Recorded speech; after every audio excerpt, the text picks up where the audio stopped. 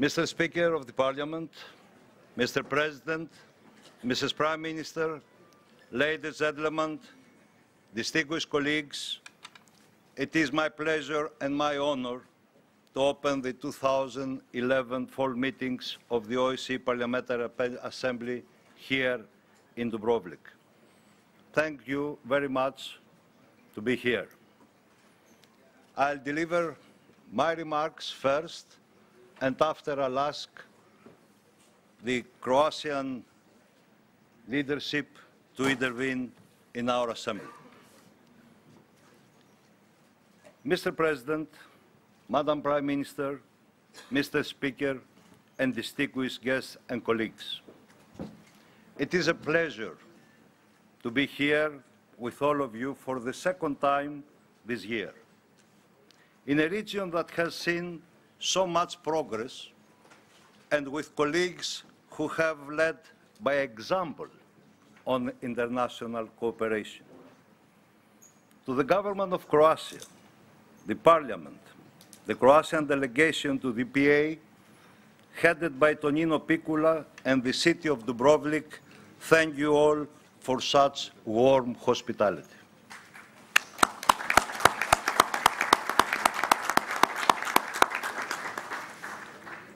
To the heads of the OSCE missions in the region, we, as parliamentarians, appreciate you being here, and we appreciate even more the valuable work you do every day. We are fortunate to have such dedicated people like you as the face of the OSCE in this region. We welcome you in our assembly. Though this is the first time we ourselves have held such a large meeting here in Dubrovnik, the OSCE principles of comprehensive security, including military, economic, and humanitarian dimension, have been here long before. 700 years ago, merchants from this area were said to be successful because they were not sailing to conquer and take, but to cooperate and trade. They knew their own fortune were inextricably linked to their neighbors, whether they were a day sail away or ocean away. These early traders sailed under white flags marked in Latin libertas, freedom, a symbol adopted when Dubrovnik abolished the slave trade here 600 years ago in 1418. It was this commitment to freedom and peace that opened new doors and new markets to local sailors in ports worldwide. Their commitments to freedom and prosperity then are no different than our desires today. Here in Croatia, 20 years after independence, and in many surrounding countries, we see those desires fulfilled by governments and citizens who know firsthand the benefits of cooperation. They know you only get out of the OSCE what you are willing to put in. And they know the strength of our friendships determines the strength of our future. And here, despite challenging economic times, and I'm a Greek and I know very well what I'm speaking about, the future is remarkably bright, due in part to a steady resolve to work with each other and the OSCE in a partnership for progress. Thousands of people have returned to their pre-war homes in Croatia and elsewhere, thanks to governments committed to refugee return and the security of the internally displaced. Hundreds of war criminals have been convicted thanks to prosecutors who accepted the notion that a war criminal is a war criminal no matter his country or ethnic origin.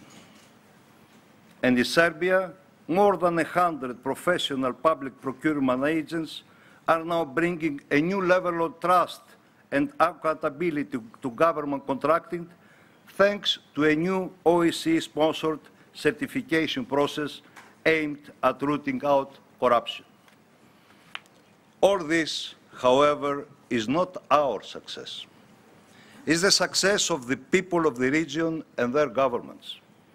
And this progress is sustainable only because it was achieved through the work of the countries themselves and their citizens.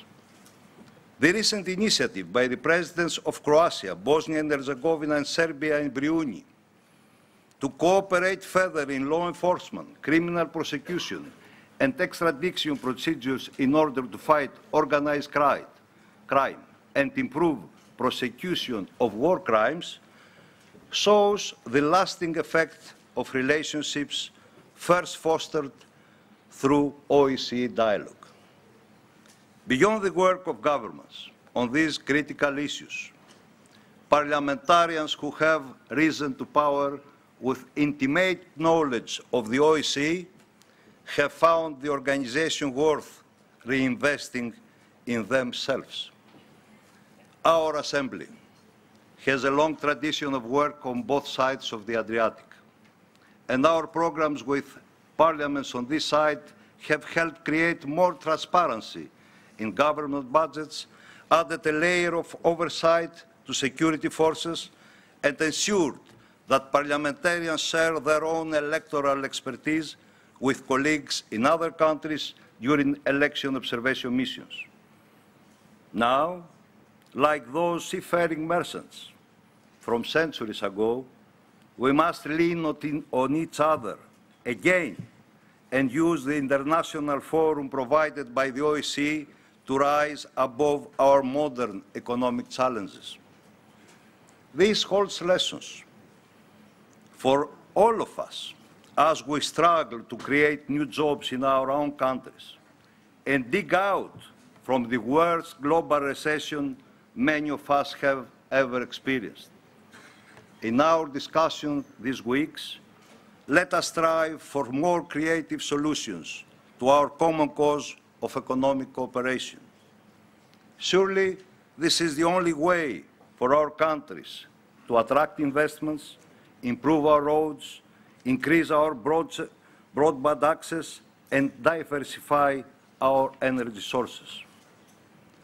But as much as we, in our political capacities, are focused on economic concerns, we shall never lose sight of the message of freedom that waved from the ships sailing from this port 600 years ago. That is why this month, for the first time, we will observe elections in the OSCE partner country of Tunisia, the first of the so-called Arab Spring country to hold democratic elections. We should all be encouraged by the strong interest in this election observation mission. But I encourage more of you, more of us, to register to observe in Kyrgyzstan, where 18 months after these terrible events, there is now a wide open contest for the presidency. It is true, no matter which direction you turn in the OSCE, you are surrounded by countries on the eve of historic moments, not the least of which is this one.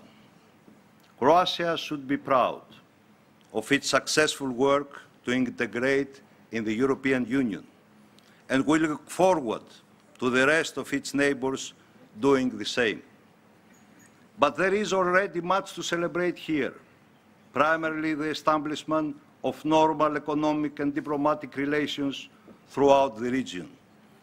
We should all be happy with the change that has transpired in a short 20 years' time here, because this region is now showing freedom, security, and prosperity are not values that stop at any borders. They are the common ideals that live inside us all and shared commitments that we as parliamentarians diplomats and government leaders must always work to renew. And I'm sure that this fall meeting will contribute to this effort and will be successful. Thank you very much.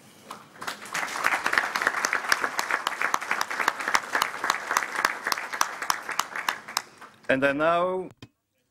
Io do ora la parola a Sua Eccellenza Luka Bebic, Presidente del Parlamento croato.